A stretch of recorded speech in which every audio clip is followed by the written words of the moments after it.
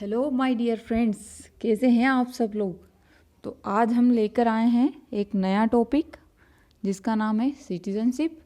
CA, NRC, NPR, ये सब क्या हैं, इनके क्या फंडे हैं, आज हम सब क्लियर कर लेंगे। ठीक है, तो चलिए आगे बढ़ते हैं। तो सबसे पहले हम ये देखते हैं कि सिटीजनशिप होती क्या है। ठीक है, तो दोस्तों, जैसे आपका रिश्ता आपकी माँ से एक बेटे या बेटी का होता है, आपकी सिस्टर से भाई बहन का होता है, वैसे ही भारत देश अर्थात एक राज्य से आपका संबंध नागरिकता का होता है। ठीक है, अब इसका अर्थ हम एक और अलग वे में समझने की कोशिश करते हैं। आपने हमारे देश की सरकार को चुना। हमारे देश की सरकार ने, मोदी जी ने लॉन्च की आयुष्मान भारत योजना। ठीक है, आप बीमार हुए, भगवान न करे ऐसा ना हो, लेकिन माना कि आपको हॉस्पिटलाइजेशन की ज़रूरत पड़ी और आपका आयुष्मान कार्ड आपके काम आया। तो इसका मतलब क्या है कि आपने जिस देश की सरकार को चुना है और आप जिस देश के नागरिक हैं, उस देश में बनने वाली सारी योजनाओं के लाभ आप ले सकेंगे। कल को ग्रेटा थनबर्ड आके बोले कि मोदी जी मुझे भी इलाज करवाना है, तो मोदी जी बोलेंगे नहीं, यू आर नॉट एलिजिबल। ठीक है, तो अब हम देखते हैं नागरिकता से संबंधित जो प्रावधान हमारे संविधान में किए गए हैं उनको। तो ये प्रावधान हमारे संविधान के भाग 2 में दिए गए हैं। हमने देखा था 22 भाग हैं, उसमें से दूसरे भाग में ये प्रावधान अनुच्छेद 5 से 11 तक दिए गए हैं। इम्पोर्टेंट बात ये है कि हमारे संविधान में संविधान लागू होने के समय किसे नागरिकता दी जाएगी, सिर्फ उसके प्रावधान हैं। उसके बाद के लिए क्या मानदंड होंगे, क्या नियम होंगे, उनके लिए कानून बनाने की पावर संसद को दी गई है और ये पावर अनुच्छेद 10 और अनुच्छेद 11 के तहत दी गई है। ठीक है, अनुच्छेद 10 में भी यही बताया गया है, अनुच्छेद 11 में उसी चीज़ को और क्लियर रूप में बता दिया गया है कि ऐसी पूर्ण शक्ति हमारी संसद को होगी जिसे किसी भी आधार पर चुनौती नहीं दी जा सकेगी। ठीक है, तो हम पहले देखेंगे अनुच्छेद 5 से 8 तक क्या प्रावधान है, उसके बाद संसद को शक्ति किस प्रकार की दी गई है, उसके बाद देखेंगे नागरिकता संशोधन अधिनियम, नागरिकता अधिनियम क्या है 1955, उसके बाद देखेंगे सीए, एनपीआर, एनआरसी। ठीक है, तो आगे बढ़ते हैं।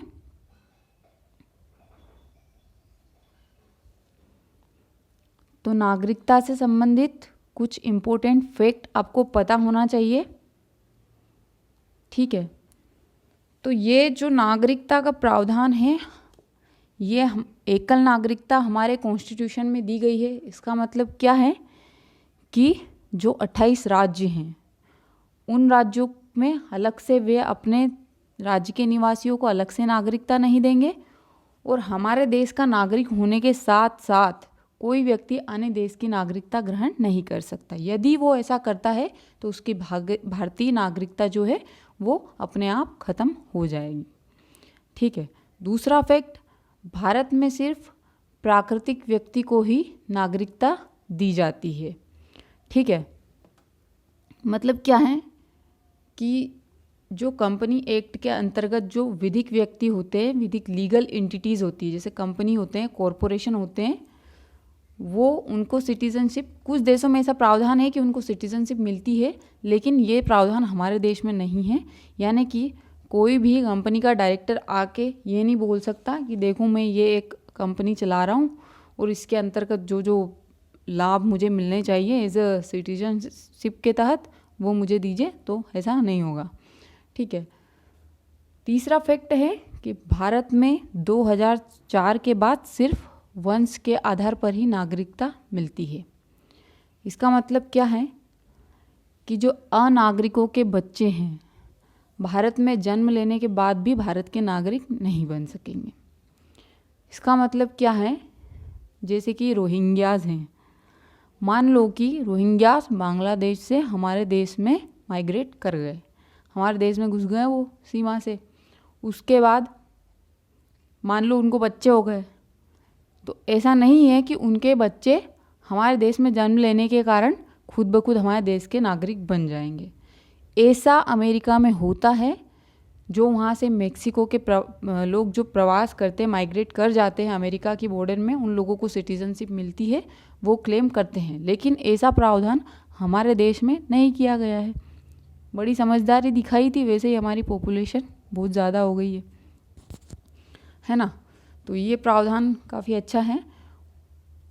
इससे रिलेटेड ये जो दो प्रावधान हैं उनके दो नाम हैं। एक को बोलते हैं, ये लैटिन वर्ड्स हैं, जस सैंग्विनिस, राइट टू ब्लड, मतलब वंश के आधार पर, जो कि जर्मनी और इंडिया में ऐसा है। जो वंश के आधार पर मैंने समझाया कि आप अगर हो, आपको अगर नागरिकता लेनी है तो आपके माता या पिता में से कोई एक भारत देश का नागरिक पहले से होना चाहिए। ठीक है। दूसरा प्रावधान होता है जस सोली, राइट टू द सोइल, जैसा कि मैंने अभी आपको अमेरिका के बारे में बताया था, फ्रांस और यूएसए। अब इसके तहत क्या होता है, मैंने बोला था वो माइग्रेट करते हैं, फिर उनके बच्चों को नागरिकता मिल जाती है। तो मतलब क्या, ये अवैध प्रवासी होते हैं, है ना। ये कोई वीज़ा या डॉक्यूमेंट लेके तो हमारे देश में आते नहीं है। तो ये जो सिद्धांत जिन देशों में भी अपनाया गया है, उन देशों में अवैध प्रवासियों को भी नागरिकता मिल जाती है। ठीक है। ये सिद्धांत भारत में 1950 से 87 तक ऐसा हुआ है कि कुछ लोग हमारे देश में माइग्रेट कर गए और उनको नागरिकता दी भी गई, और उस समय ये प्रावधान अपनाया गया था। लेकिन 2004 के बाद से इसको टोटली समाप्त कर दिया गया है। और इसी प्रावधान के कारण जो आज है, जो आज के जो असम में एनआरसी जैसे मुद्दे जो हैं, ये सब विरोध जो उठ रहे हैं, क्योंकि वहाँ के लोगों को नागरिकता अगर दी गई तो जो वहाँ के लोकल्स हैं उनको एम्प्लॉयमेंट और इन सारी चीज़ों में रिसोर्सेस को लेकर परेशानियाँ होती है। ठीक है। अब नागरिक हैं तो नागरिक होने के कुछ विशेष अधिकार भी हैं जो कि गैर नागरिकों को प्राप्त नहीं है। मेनली जो फंडामेंटल राइट्स हैं, देखो दोस्तों, कुछ फंडामेंटल राइट्स, कुछ मूल अधिकार विदेशी व्यक्तियों को अर्थात गैर नागरिकों को भी प्राप्त होते हैं। लेकिन मैंने जो यहाँ लिखे हैं 15, 16, 19, 29 और 30, ये प्रावधान सिर्फ और सिर्फ हमारे देश के नागरिकों को ही प्राप्त है। दूसरा है राइट टू वोट, मतदान का अधिकार, वो भी हमारे देश के नागरिकों को ही प्राप्त है। और कुछ संवैधानिक पदों पर नियुक्ति का अधिकार, मतलब कि किसी को मुख्यमंत्री बनना है, प्रधानमंत्री बनना है, राष्ट्रपति बनना है, विधायक बनना है ना, सरपंच बनना है, तो वो चीज़ें जो हैं उनको अपन पढ़ते हैं, उनकी उसके क्वालिफिकेशन के बारे में कि उनको हमारे देश का नागरिक होना ज़रूरी है। तो ये राइट्स हमारे देश के नागरिकों को ही प्राप्त हैं। ठीक है। अब हम आर्टिकल्स देखते हैं। आर्टिकल 5 to 8, 5 से 8 तक संविधान में क्या बताया गया था कि किन आधारों पर संविधान लागू होने के समय नागरिकता मिलेगी। तो उसमें कुछ कंडीशन बताई गई थी। जैसे आर्टिकल 5 में बताया था, अधिवास द्वारा नागरिकता, मतलब कि रहने के आधार पर, जिसने हमारे देश के राज्य क्षेत्र में जन्म लिया हो और उसके माता पिता में से कोई एक संविधान के 5 वर्ष पहले तक हमारे देश में रह रहा हो। ठीक है। आर्टिकल 6 में बताया दोस्तों, इनमें कुछ और डेट्स और रूल्स भी दिए गए हैं। जैसे अधिवास द्वारा नागरिकता, इसमें 3-4 शर्तें हैं और डिफरेंट डेट्स हैं। वो मैंने यहाँ नहीं लिखी है क्योंकि वो बहुत ज़्यादा माइन्यूट डिटेल्स हैं, और नागरिकता के चैप्टर से इतना माइन्यूट पूछना, इसकी संभावना बहुत ही कम है, और आपके लिए मेमोराइज़ करना भी बहुत मुश्किल हो जाएगा। जो मिनिमम डेट मैंने लिखी है वो ही आपके लिए बहुत ज़्यादा होंगे आई थिंक, इसलिए मैंने उनको यहाँ पे राइट डाउन नहीं किया। अगर आप चाहते हैं कि मैं पूरा टोटल डिटेल्स में इसका PDF आपको प्रोवाइड करूँ तो आप कमेंट्स में लिख सकते हैं, वहाँ से आप पढ़ लेना।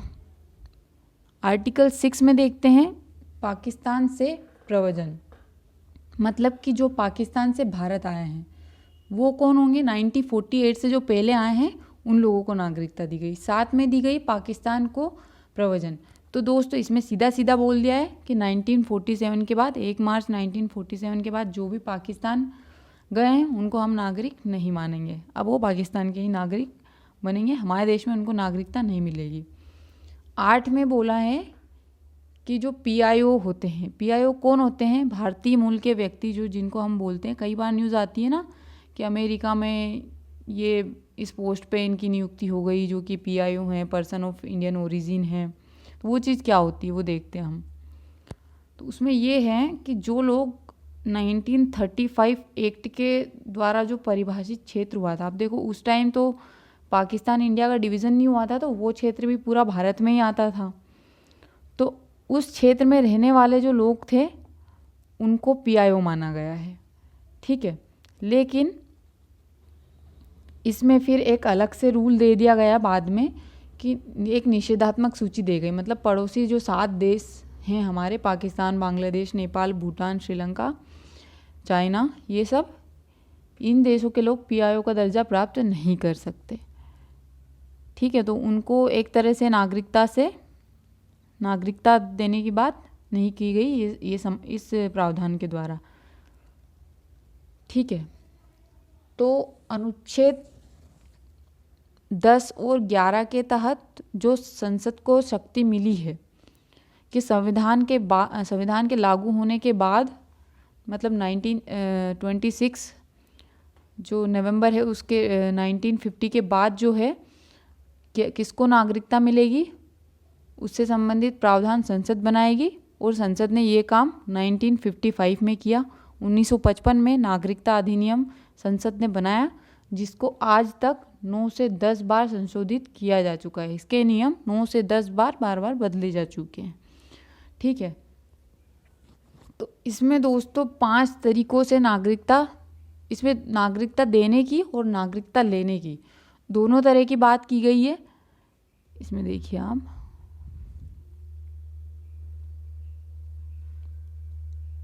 इसमें नागरिकता देने की, नागरिकता का अर्जन मतलब एक्विजिशन, कोई भी नागरिकता कैसे लेगा, और नागरिकता का परित्याग, किसी की नागरिकता कैसे वो खुद छोड़ सकता है या फिर उसकी नागरिकता का कैसे अंत हो सकता है, ये चीज़ भी इसमें बताई गई है। तो अर्जन के बारे में धारा 3 से 7 तक बताया है, परित्याग के बारे में 8, 9, 10 में बताया है। तो इसमें 5 तरीकों से नागरिकता लेने की बात की गई है: जन्म से, वंश से, पंजीकरण से, देशीकरण से और राज्य क्षेत्र के समावेशन द्वारा। तो ये 5 चीज़ें हम देखते हैं। पहले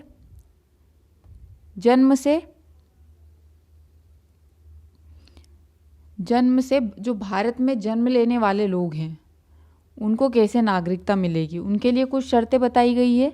1987 तक जन्म लेने वालों के लिए कोई शर्त नहीं रखी गई थी, जो अभी मैंने आपको प्रावधान बताया गया था कि उस समय जो आए लोग थे 87 तक, अवैध प्रवासी जो थे, उनको भी नागरिकता मिली थी। ऐसे प्रावधान हमारे मतलब संसद ने जब अधिनियम को संशोधित किया था तब उस दौरान उनको कुछ लोगों को नागरिकता मिली थी। तो 1987 तक के लिए कोई शर्त नहीं थी। उसके बाद शर्तें रखी गई, जैसे उनके माता पिता में से कोई एक भारत का नागरिक हो। एक चीज़ आप याद रखो दोस्तों कि जो भी 1987 के बाद इन 5 तरीकों से कोई भी ऐसा व्यक्ति जो कि अवैध प्रवासी है वो नागरिकता नहीं ले सकता। इसीलिए जब CAA नागरिकता संशोधन अधिनियम सिटीजनशिप अमेंडमेंट एक्ट 2019 में आया तो उसमें ये प्रावधान किया गया कि ये जो 3 देश के 6 अल्पसंख्यक समुदाय है, 3 देश पाकिस्तान, बांग्लादेश और अफगानिस्तान, इनके जो 6 अल्पसंख्यक समुदाय हैं, ठीक है, जिसमें जैन, पारसी, सिख, बौद्ध और ये थे, सिवाय मुस्लिम के, उन लोगों को अवैध प्रवासी नहीं माना जाएगा। इसका मतलब क्या है कि कोई भी अवैध प्रवासी है, भले ही वो हमारे देश में 100 साल के लिए भी क्यों ना रह ले, उसको नागरिकता नहीं मिलेगी। तो इन 5 प्रावधान में एक शर्त है कि वो व्यक्ति अवैध प्रवासी नहीं होना चाहिए। जन्म से नागरिकता लेने में ये एक एक्सेप्शन है, क्योंकि इसमें 1987 तक वालों के लिए ऐसा रूल नहीं है, लेकिन उसके बाद वालों के लिए है। 2 लोगों को जन्म से नागरिकता नहीं मिलेगी, एक जो फॉरेन डिप्लोमेट्स होते हैं, विदेशी राजनयिक होते हैं, उनको, और दूसरा शत्रु देश के नागरिकों को। शत्रु देश के नागरिक कौन है? जिन देशों ने हमारे देश के ऊपर वार किया है, यानी कि पाकिस्तान और चाइना। चाइना से 1962 में हमारा वार हो चुका है, पाकिस्तान से 2-3 बार हो चुके हैं, 71, 99, इन सब में। तो ये 2 देश हमारे शत्रु देश है। एक्ट के थ्रू इनको शत्रु देश माना गया है, दुश्मन है दोस्तों हमारे। तो इनको नागरिकता जन्म से नहीं मिलेगी। ठीक है। और दूसरा ये बहुत इम्पोर्टेंट प्रावधान है कि जन्म के आधार पर जो दी गई नागरिकता है उसको किसी भी कंडीशन में समाप्त नहीं किया जा सकता। देखो, लोग फालतू में हल्ला मचा रहे थे सीएए को लेकर, क्योंकि जन्म से दी गई नागरिकता तो समाप्त की ही नहीं जा सकती। जो हम इसमें देखेंगे एक्ट में 55 में कैसे इसको ख़त्म किया जा सकता है, तो सेंट्रल गवर्नमेंट उसको ख़त्म कर सकती है नागरिकता को। उसके डिफरेंट आधार हैं कि उसने मान लो हमारे देश की सुरक्षा को लेके कोई खतरा पैदा किया है, या ऐसे 8-10 आधार हैं। तो ये काम सेंट्रल गवर्नमेंट कर सकती है, राज्य सरकार नहीं कर सकती। लेकिन अगर नागरिकता जन्म के आधार पर मिली है तो ये काम सेंट्रल गवर्नमेंट भी नहीं कर सकती, है ना। तो ये एक बहुत बेसिक फीचर है। लोगों ने इतना अपोज किया सीएए का, लेकिन कुछ बेसिक रूल्स हमारे देश के सिटीजन्स को पता नहीं है, बस वो हल्ला मचाते हैं। दूसरा देखते हैं वंश से। तो वंश से मतलब कि बाय डिसेंट। डिसेंट मतलब अब इसमें वो लोग भी जो बाहर, जिन्होंने भारत के बाहर जन्म लिया है, वो लोग भी नागरिकता ले सकते हैं। जैसे कि अभी मैंने आपको बताया था कि भारतीय मूल के जो व्यक्ति हैं उनके बच्चे, है ना। तीसरा मेथड है रजिस्ट्रेशन। इलीगल इमिग्रेंट नहीं होना चाहिए वो, और उसमें कुछ प्रावधान है कि वो 7 सालों से भारत में रह रहा हो। मान लो उसने किसी हमारे देश के नागरिक से विवाह कर लिया हो, है ना। और जो भारतीय नागरिकों के अवयस्क बच्चे, जैसे कल को आप आपके बच्चे होंगे तो आप भी उनका रजिस्ट्रेशन कराओगे। जन्म से भी ले सकते हो और रजिस्ट्रेशन के थ्रू भी ले सकते हो। तो ऐसा। चौथा तरीका क्या है? नेचुरलाइजेशन, देशीकरण के द्वारा। मतलब क्या है नेचुरलाइजेशन? मतलब कि कोई व्यक्ति हमारे देश में लंबे समय से रह रहा है, निवास के आधार पर उसको नागरिकता मिलेगी। ठीक है। लेकिन इसमें एक अपवाद है। क्या अपवाद है? ऐसे देश का नागरिक वो नहीं होना चाहिए जहां हमारे देश के नागरिक को देशीकरण के द्वारा नागरिकता नहीं मिल सकती। और ऐसे देश हैं, कितने हैं? 16 हैं। ठीक है। तो नेचुरलाइजेशन में इन देशों के नागरिकों को नागरिकता नहीं मिलेगी। अभी जो सीए आया है उसमें इसी प्रावधान में जो संशोधन किया गया है वो क्या लिखा गया है कि ये जो 3 देश हैं और इनकी जो 6 माइनॉरिटीज़ हैं, है ना, इनके लिए जो इसमें 11 वर्ष का प्रावधान है कि वो लोग 11 वर्ष तक रहेंगे, उसके बाद उनको नागरिकता मिलेगी, उसको घटा के 5 वर्ष कर दिया गया है। मतलब कि इन 3 देशों के लोग, इन 3 देशों के जो ये 6 माइनॉरिटी अल्पसंख्यक समुदाय है, यदि ये 5 वर्ष से हमारे देश में रह रहे हैं तो इनको 2014 से पहले, ठीक है, जो 2014 से पहले आए हैं और उनको 5 साल हो गए आते आते, मान लो कि कोई 31 दिसंबर 2000, कोई 30 दिसंबर 2014 से पहले आया और आज तक है, उसको 5 साल हो गए, उसको नागरिकता मिल जाएगी अब। ठीक है। तीसरा एक ये है कि इसमें नेचुरलाइजेशन में जो भारत सरकार है उसको ये राइट है कि मान लो इसमें जो 10-12 शर्तें दी गई है उनको कोई व्यक्ति पूरा नहीं करता है तो भी अगर वो व्यक्ति विज्ञान, दर्शन, कला, साहित्य, विश्व शांति आदि में योगदान देने वाला व्यक्ति हो तो भारत सरकार उसको नागरिकता दे सकेगी। ठीक है। तो ये प्रावधान है। अब हम एक और 5वां तरीका है राज्य क्षेत्र के समावेशन द्वारा।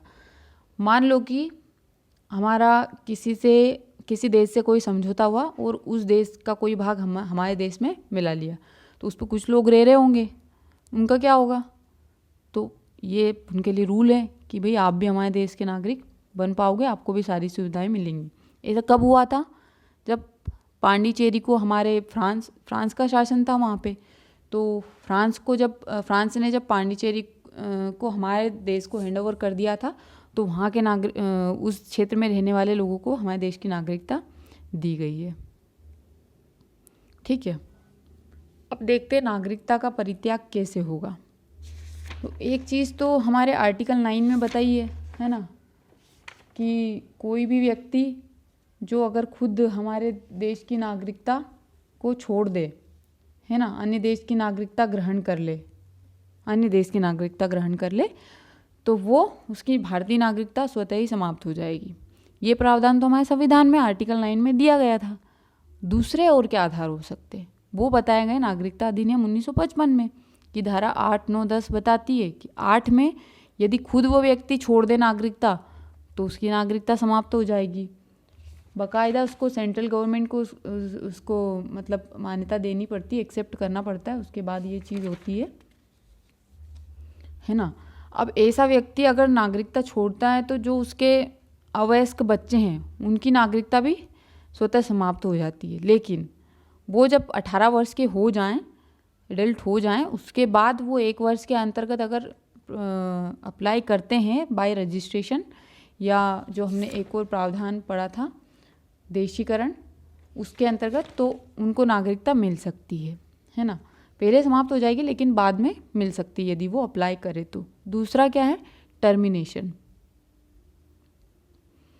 टर्मिनेशन में क्या है, अन्य देश की नागरिकता अगर कोई ग्रहण करता है तो स्वतः समाप्त हो जाएगी। ये प्रावधान वैसा ही है जो हमने आर्टिकल 9 में पढ़ा था कि खुद ही समाप्त हो जाएगी अगर वो किसी अन्य देश की नागरिकता ले लेता है तो। 10 में, धारा 10 में, इसकी धारा 10 में ये बोला गया है कि सेंट्रल गवर्नमेंट ऐसा कर सकती है कई सारे आधारों पर।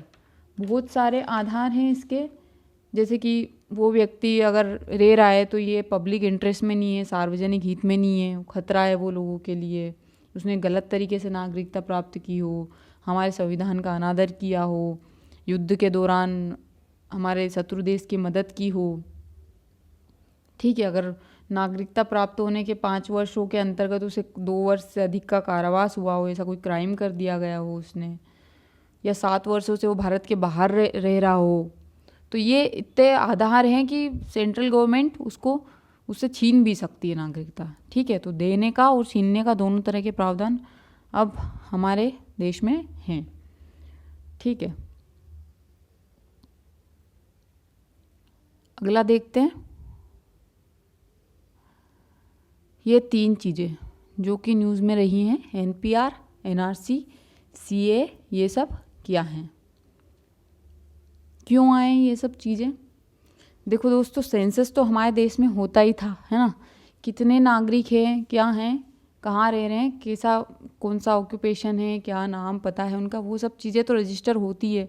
तो कोई भी देश अपने नागरिकता का लेखा जोखा, नागरिकों का लेखा जोखा तो रखता ही है ना। और हमारे देश में रूल्स भी हैं उसके लिए। लेकिन 2003 में जो हमने अभी अधिनियम था 1955 का, उसमें संशोधन किया था केंद्र सरकार ने, और ये डाला कि हमारे देश की सरकार हमारे देश के नागरिकों का अनिवार्य पंजीकरण करा सकती है। मतलब कि नेशनल आइडेंटिटी कार्ड वो अपने नागरिकों को प्रदान कर सकती है। इसी रूल्स के बेस पे 2009 में जो UIDAI आधार जो बना, वो सारी चीज़ें यहीं से निकली है। लेकिन ये मुद्दा थोड़ा सा अलग है। कैसे अलग है, क्यों है ये NRC, NPR, CAA? मैंने अभी आपको बताया था अवैध प्रवास। देखो दोस्तों, जब हमारा देश आज़ाद हुआ उस टाइम पे बहुत से लोग इधर हमारे देश में आए, उसके बाद युद्ध हुआ तब भी बहुत लोग आए। अभी हमारी जो पड़ोसी देश है जैसे कि म्यांमार है ना, बांग्लादेश है, इनमें कुछ ना कुछ चलता ही रहता है। अभी तख्ता पलट हो गया था म्यांमार में, तो वहाँ के नागरिक अपने देश की सरकार से पीड़ित रहते हैं, उनको समस्या आती है रहने खाने पीने की। वो क्या करते हैं कि भैया चलो भारत की बॉर्डर थोड़ी थोड़ी ऐसी है, खुली है, छिद्रित सीमा है, तो हम पढ़ते भी हैं आंतरिक सुरक्षा के विषय में कि हमारे देश की सीमाओं की सुरक्षा हम कैसे करें। तो वो जो सीमा है इतनी सुदृढ़ नहीं है, इसलिए वहाँ से कुछ लोग हमारे देश में घुस आते हैं। अब जब वो हमारे देश में आते हैं तो जो वहाँ की जनजातियाँ हैं जैसे कि उत्तर पूर्व में हैं, और जब श्रीलंका के मामले में भी ये चीज़ हुई थी, है ना, जब वहाँ पे लिट्टे वगैरह तमिलों को लेकर जो विद्रोह हुए थे, तो उस टाइम भी बहुत सारे लोग तमिलनाडु में आ गए थे, है ना, इधर से पाकिस्तान से भी आ गए, बांग्लादेश से भी आ गए। तो बहुत बड़े लेवल पे करोड़ों की संख्या में हमारे देश में अवैध प्रवासी आए। तो उसके कारण जो वहाँ के स्थानीय लोग हैं उनको समस्या हुई। अब देखो दोस्तों, एक सिंपल तरीके से समझो, आपके घर में यदि कोई अदर पर्सन आता है ना, जो कि आपका कल्चर नहीं है। अब 2 दिन के दोस्त तो हमें अच्छे लगते हैं ना, कि ठीक है फ्रेंड्स है, लेकिन कल को आके कोई आपके घर पे ही कब्जा जमाने लगे तो आपको कैसा लगेगा। तो यही चीज़ वहाँ पे जो लोग वहाँ के नेटिव्स थे उनके साथ हुई, है ना। उन लोगों को समस्या आई, रोजगार में समस्या आई, वहाँ के संसाधनों में समस्या आई, संसाधनों के अलावा उनकी संस्कृति भी उससे प्रभावित हो रही थी। तो इन सब कारणों को लेके तरह तरह के विद्रोह उठे और इन विद्रोह से उग्रवाद ने भी जन्म लिया। हम देखते हैं जैसे कि माओवाद है दोस्तों, मतलब कि माओवादियों की जो समस्या है वो एक मतलब अलग स्टेट की मांग करते हैं। तो कुछ लोगों के राजनीतिक हित भी होते हैं और वहाँ की जो लोकल पॉपुलेशन है उनके जो कुछ वैध हित हैं वो भी हैं। तो वो दोनों चीज़ें मिलकर बहुत समस्या क्रिएट करती है। तो उसके कारण वहाँ पे उन्होंने मांग उठाई। असम, जैसे कि असम में भी असम अकॉर्ड 1985 में साइन हुआ। तो ये चीज़ें वहाँ से निकली है और उसके कारण ये चीज़ें समय समय पर हुई है। जैसे कि एनआरसी असम में 1951 में भी हुआ है, ठीक है। तो ये इसका बेस है और ये 3 चीज़ें हैं, 3 चीज़ें न्यूज़ में रही है जो कि इन चीज़ों से संबंधित है। एक चीज़ है एनपीआर, दूसरी एनआरसी, तीसरी सीए। एनपीआर क्या है? राष्ट्रीय जनसंख्या रजिस्टर। वर्ड पे फोकस करो, जनसंख्या। ये हमारे देश के जनसंख्या मतलब जो भी यूजुअल रेसिडेंट है, जो पिछले 6 महीनों से सामान्य निवासी है हमारे देश में रह रहा हो, उसको इसमें रजिस्टर कर लिया जाएगा। इसका नागरिकता से कोई लेना देना नहीं है, ठीक है। दूसरा एनआरसी, राष्ट्रीय नागरिकता रजिस्टर। अब ये नागरिकता का प्रावधान है, मतलब कि ये ऐसे लोगों को आइडेंटिफाई करेगा जो हमारे देश के नागरिक हैं और ऐसे लोगों को भी नागरिकता लेबल करेगा, अपनी सूची में समावेशित करेगा कि जो कि नागरिक नहीं है। तो दोनों की लिस्ट बनाएगा। इसलिए कुछ लोगों को दिक्कत हो रही है कि हम अगर ऐसे डॉक्यूमेंट्स नहीं ला पाएँ तो हम लोगों को हमारी नागरिकता जा सकती है। तो ये हो गया एनआरसी, है ना। फिर आया सीएए सिटीजनशिप देने की बात करता है। जो मैंने आपको बताया था कि इन 3 देशों पाकिस्तान, अफगानिस्तान, बांग्लादेश के 6 अल्पसंख्यक समुदायों को नागरिकता मिलेगी, वो अवैध प्रवासी नहीं माने जाएंगे। वो प्रावधान इसमें लाया गया था, है ना। तो ये सारी चीज़ें हुई। तो ठीक है, ये नागरिकता देने की बात करता है, ये जनसंख्या को रजिस्टर कर लिस्ट बना लेगा, ये नागरिकों की लिस्ट बना लेगा। तो विरोध क्यों हो रहा, विरोध क्यों हुआ उस समय पे, है ना। तो उसकी टाइमलाइन देखो, बहुत सालों से असम में चल रहा था। सुप्रीम कोर्ट ने बोला कि आप एनआरसी की प्रोसेस पूरी करो। अगस्त में एनआरसी की प्रोसेस पूरी हुई। 8-10 सालों से जो प्रक्रिया चली आ रही थी उसको धीरे धीरे आगे बढ़ी और वो फाइनली पूरी हुई और उसमें 19 लाख लोगों का नाम लिस्ट से बाहर हो गया, है ना। अब ये न्यूज़ मीडिया में आई, पूरे देश ने पढ़ी। उसके बाद गवर्नमेंट ने बोला, हमारे होम मिनिस्टर अमित शाह, कि पूरे देश में एनआरसी होगा। अब अवैध प्रवासी तो बहुत थे, मुस्लिम भी थे, हिंदू भी थे। सब लोगों को लगा कि हाँ, सब लोगों को पता है कि हम कहाँ से आए कहाँ से नहीं आए सबका। और कुछ पॉलिटिकल पार्टीज तो विरोध करने के लिए विरोध करती हैं। तो ये सारी चीज़ों ने मिलके एक इशू क्रिएट किया। और फिर दिसंबर में जब सीए आया तो ये चीज़ और भी बढ़ गई कि अब तो मुस्लिमों को तो नागरिकता मिलेगी नहीं, तो वो भी इस विरोध में शामिल हो गए, ठीक है। तो इन सारी चीज़ों ने मिलके एक बहुत बड़ा प्रोटेस्ट हुआ हमारे देश में, बहुत सारे दंगे भी हुए। तो वो चीज़ अच्छी नहीं थी। इसीलिए एंटोनियो गुटेरेस जो संयुक्त राष्ट्र के महासचिव है, उन्होंने बोला कि सीए में लीव मुस्लिम्स स्टेटलेस। जो सीए है वो मुस्लिमों को राज्य विहीन कर सकता है। मतलब कि हमारे देश के कुछ मुस्लिम ऐसे भी हो सकते हैं जिनके पास रहने के लिए राज्य ही ना हो, जिनको किसी देश में रहने की अनुमति ही नहीं दी जाए। तो ये सारे मुद्दे थे। नागरिकता वहाँ से लेके यहाँ तक हमने पढ़ी। इससे रिलेटेड सारे प्रावधान हैं। अगर आप चाहते हैं, आपने नोट डाउन नहीं किया हो, पीडीएफ में प्रोवाइड कराऊं, तो मुझे आप कमेंट सेक्शन में बताइए। और आप ये भी मुझे बताइए कि आपको ये चीज़ें समझ आ रही है नहीं आ रही है। मैं पढ़ा रही हूँ तो आपके दिमाग में कुछ जा रहा है नहीं जा रहा है, उसके अकॉर्डिंग मैं अपने पढ़ाने का तरीका बदलूँ। और अगर आपको लगता है कि हाँ, ये चीज़ मेरे वीडियोज़ आपके स्टडी में कंट्रीब्यूट कर रहे हैं तो आप मुझे कमेंट सेक्शन में बताएं, तो मैं इस चीज़ को और अच्छे तरीके से आगे बढ़ाने की कोशिश करूँगी। ठीक है, थैंक यू। अगली बार हम मिलेंगे नया टॉपिक लेके, तब तक के लिए टाटा।